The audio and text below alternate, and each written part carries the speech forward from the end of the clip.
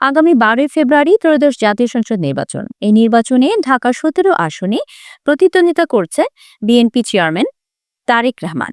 এলাকার সন্তান হিসেবে ভোটের নানা সমীকরণে এই আসনে ভোটারদের বড় অংশ ধানের শীষ প্রতীকেই ভোট দিতে আগ্রহী, এমন আভাসই মিলছে মাঠে। গত বুধবার, বৃহস্পতিবার ও শুক্রবার এসিবি চত্বর, ভাসানটেক, মানিকদি, গুলশান, বনানী, মহাখালী, করাইল বস্তি, নন্দা ও কালাচাঁদপুর এই সব এলাকায় ঘুরে ভোটারদের সঙ্গে কথা বলা হয়েছে। বেশিরভাগ ভোটারই বলছেন এই আসনে তারেক রহমানই জিতবেন। ভাসানটেক এলাকার বাসিন্দারা বলেন এখানে ব্যক্তির ওপর ভোট নির্ভর করছে। তারেক রহমান জনপ্রিয় ব্যক্তি, বড় দলের নেতা, প্রতিদ্বন্দ্বী ডাক্তার হলেও পার্থক্যটা এখানেই। এলাকাবাসীরা জানাচ্ছেন জামাতি ইসলামের প্রার্থী ডাক্তার খালিদুজ্জামান শুরুর দিকে কিছুটা হাই তুললেও ঢাকা ক্যান্টনমেন্টে গানম্যান নিয়ে প্রবেশের চেষ্টা ও সেনা সদস্যদের সঙ্গে অশোভন আচরণ ভোটারদের মধ্যে নেতিবাচক প্রভাব ফেলেছে। মহাখালীর এক চা দোকানি বলেন এই এলাকায় একচেটিয়া ভোট পাবে ধানের শীষ।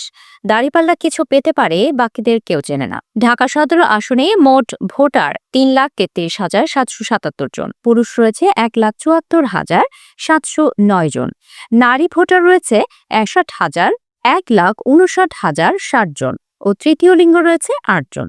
এখানে আছে বিত্তশালী এলাকা যেমন গুলশান, বনানী, আবার আছে করাইল বস্তির মতো ঘনবসতিপূর্ণ এলাকা। বিশ্লেষকরা বলছেন দুই অংশের ভোটারই তাকিয়ে থাকেন যিনি প্রধানমন্ত্রী হতে পারেন তার দিকেই। ঢাকা বিশ্ববিদ্যালয়ের রাষ্ট্রবিজ্ঞান বিভাগের সহযোগী অধ্যাপক কাজী মোহাম্মদ মাহবুবুর রহমান বলেন এই আসনে প্রার্থীর ওয়েট বড় বিষয়। তারেক রহমান দেশের সবচেয়ে বড় দলের নেতা।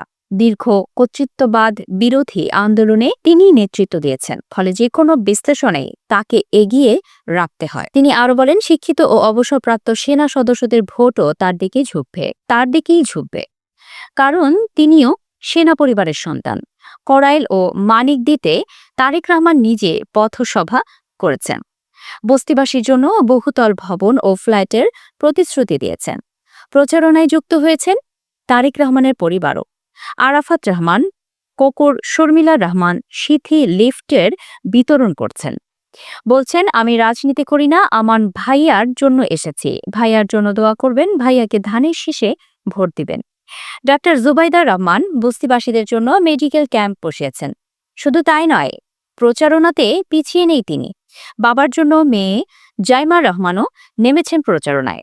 তরুণদের সঙ্গে দিচ্ছেন চায়ের আড্ডা। গুলশানের বিভিন্ন সড়ক ঘুরে ঘুরে সাধারণ মানুষের কাছে ধানের শীষের পক্ষে ভোট চান জাইমা রহমান।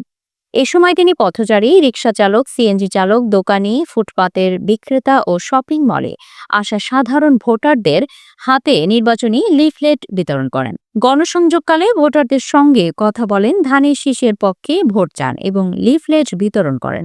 ভোটারদের উদ্দেশ্যে জাইমা রহমান বলেন আমি তারেক রহমানের কন্যা জাইমা রহমান। আমার বাবা ঢাকা 17 আসনের ধানের শীষের প্রার্থী। আপনাদের কাছে তার পক্ষে ভোট চাই।